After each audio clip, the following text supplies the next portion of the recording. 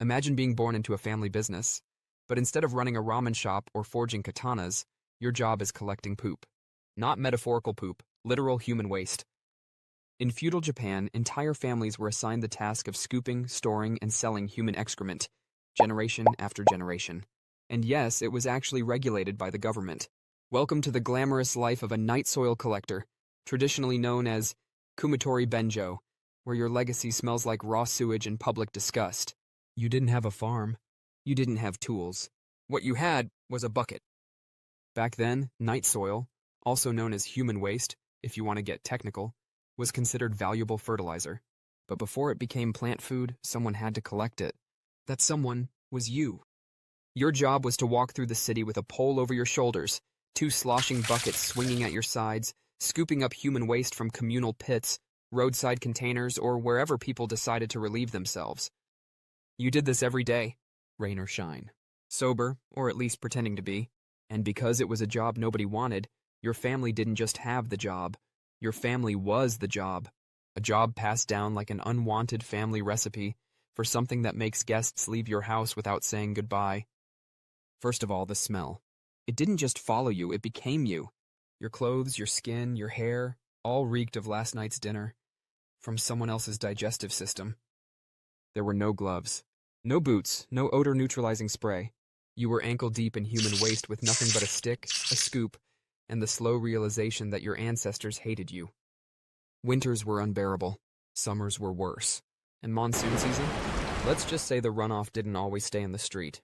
People avoided eye contact. Children pointed. Even dogs looked at you like, dude, that's rough.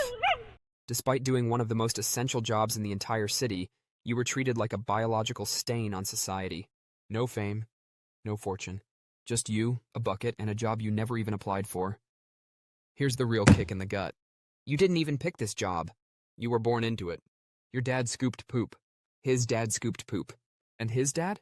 Probably hoped the family would pivot to rice farming, but no. Still poop. This wasn't just a job. It was a birthright. A multi-generational poop dynasty. And in some cases, you couldn't even legally leave the job. Because your status was tied to your class, and your class was basically, congratulations, you're human sewage. You want a promotion? Great. You get to carry 2 buckets instead of 1. Maybe even move to the big city, where the toilets are fancier, and the public shame is scalable. It wasn't just a bad job. It was your inheritance. Just in case you thought the job couldn't get worse, here come the bonus features. Not all poop was created equal. Some loads were considered higher quality, which means while you were hauling it, someone, somewhere, was judging it. Imagine being silently evaluated for the contents of someone else's colon. And as if carrying it wasn't enough, you had to guard it. Night soil theft was a real crime. Yes, someone actually risked jail time to make off with your haul. Then there was the explosion risk. Methane buildup wasn't just gross, it was flammable. You'd just be minding your own business, and suddenly, you were briefly airborne. And then not so much. But hey, at least you probably had immunity to every known disease. That counts for something, right?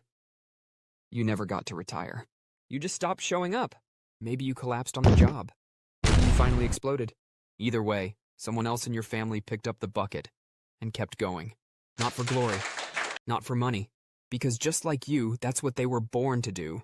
So if your family's legacy smells like crap, and your job title is banned from dinner conversation, you might have been a night soil collector. And if you made it to the end of this video without dry heaving or seriously considering buying a gallon of bleach, check out Why It Sucks to Be a Retail Worker. Because sometimes, the only thing worse than hauling literal waste is finding a half-eaten rotisserie chicken stuffed behind the jeans display.